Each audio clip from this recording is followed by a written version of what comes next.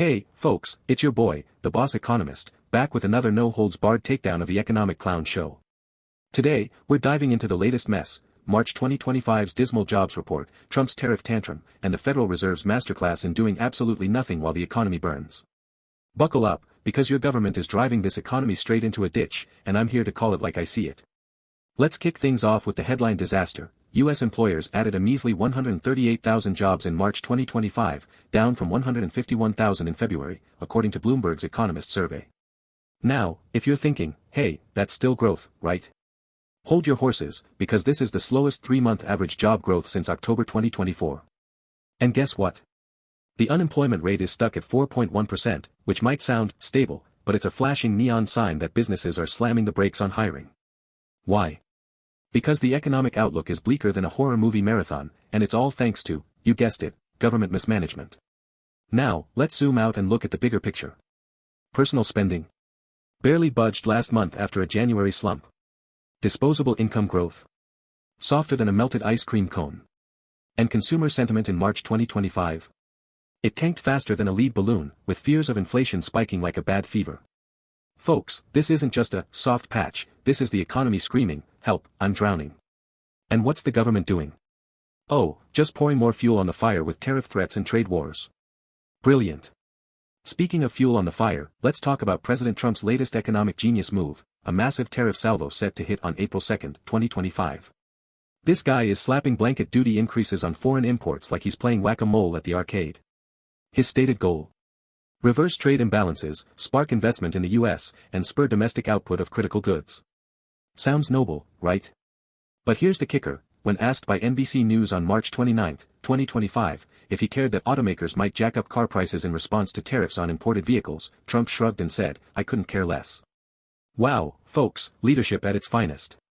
Now, let's break this down for the regular folks out there trying to buy a car without selling a kidney. Tariffs on imported vehicles don't just hurt foreign automakers, they hurt you, the consumer. The Peterson Institute for International Economics, PIE, estimated in a 2024 report that Trump's previous tariff proposals could add $1,700 to the average cost of a new car in the U.S.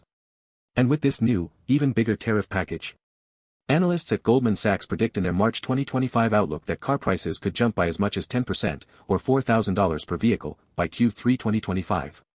That's not spurring domestic output, that's pricing hardworking Americans out of the market. And it's not just cars.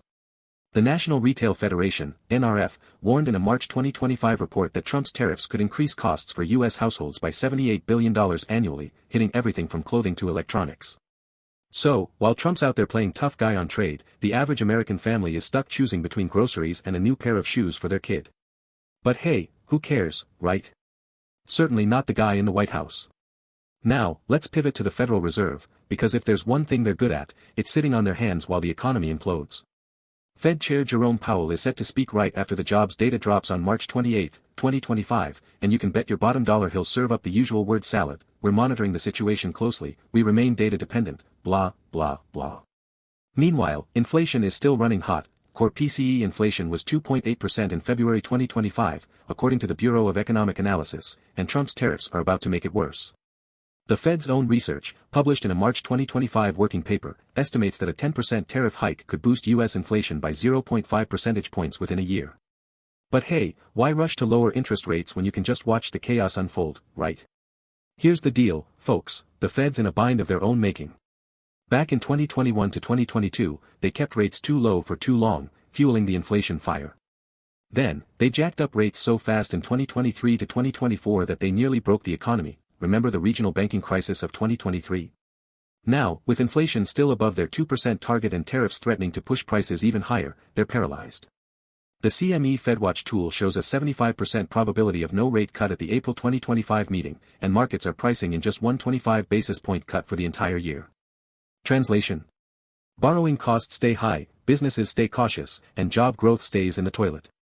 Thanks, Fed.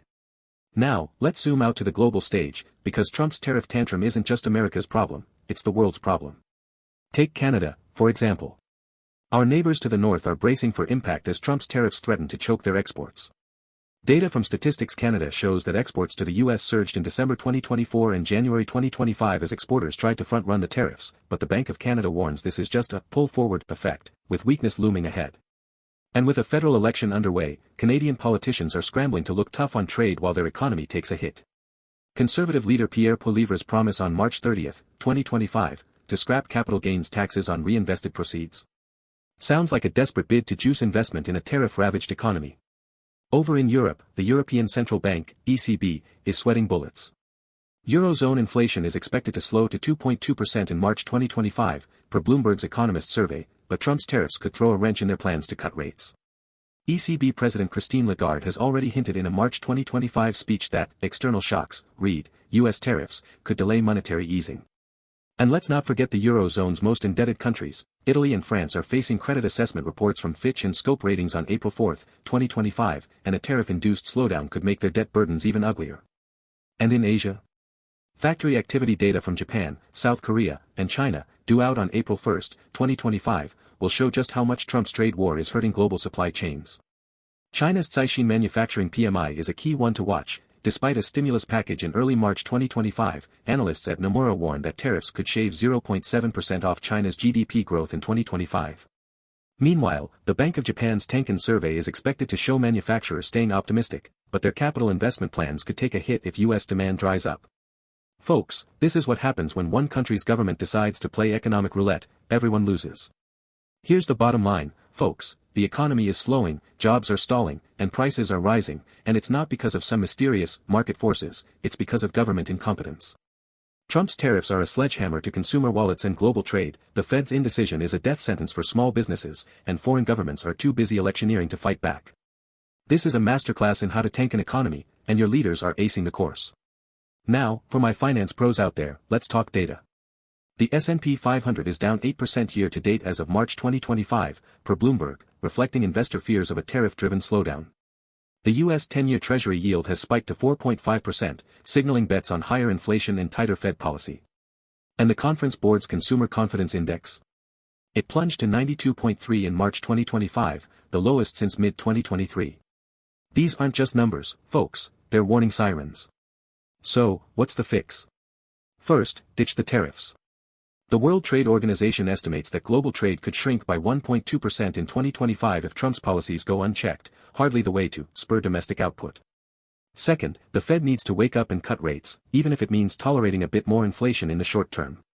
The alternative is a full-blown recession, and the Fed's own models predict a 60% chance of one by Q2 2026 if they stay on this path, per their March 2025 projections. And third, governments worldwide need to stop playing political games and start coordinating on trade and monetary policy. But hey, I'm not holding my breath. After all, this is the same crew that brought us the 2023 banking crisis and the 2024 inflation spike. Here's my message to you, the hardworking folks watching at home, you deserve better than this economic clown show. Your government's job is to make your life easier, not harder, but right now, they're doing the exact opposite. So, share this video, hit that like button, and let's keep calling out the nonsense until someone in Washington, or Ottawa, or Brussels, finally listens. This is Boss Economics World, and I'm your boy, the Boss Economist, signing off. Stay sharp, and don't let the suits fool ya.